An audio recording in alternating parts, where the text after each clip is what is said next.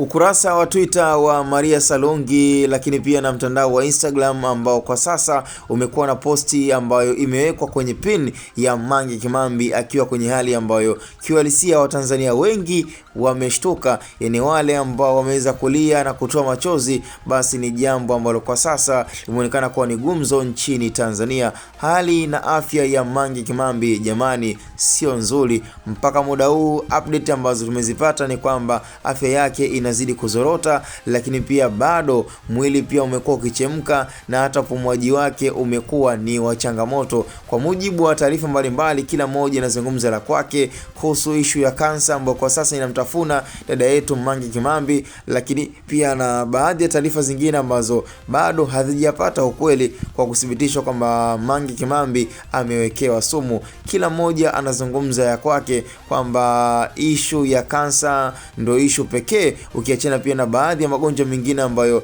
yameanza kuibuka katika mwili wa Mange Kimambi. Lakini nikwambie tu ukurasa wa Maria Salongi kwa sasa ni kama umekata tamaa kuhusu Mange Kimambi. Of course hata yeye mwenyewe pia ameshaweka wazi kwamba ikitokea amekufa, anawaomba Watanzania waendelee pale ambapo yeye ameweza kuishia.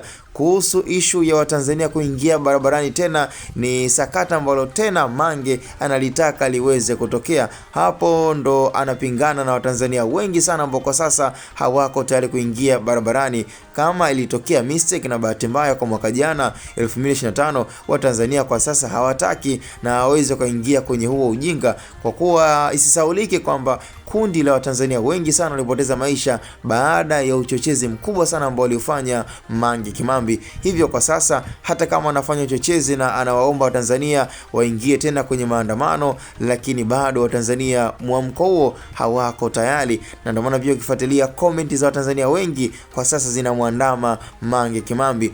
Huku kuna wengine wanakwambia kabisa kwamba ni bora afe kwa kuwa damu za Watanzania waliopoteza maisha chanzo ilikuwa ni yeye kwa uchochezi ambao alikuwa anatengeneza. Kwa nafikiri kwa sasa kila mmoja anazungumza la kwake. Kwa wale ambao pia wanampa pole na kumwombea apone haraka iwezekanavyo, nafikiri pia ni baadhi ya takwimu pia tofauti za maoni ya Watanzania. Ila nikupe nafasi na fursa ya kuzungumza chochote kuhusu Mange Kimambi na haya ambayo yamekuwa akisisitiza kwamba Watanzania waingie tena barabarani. Je, unaweza uko tayari na fikra ambazo kwa sasa Watanzania hawazihitaji, hawazitaki?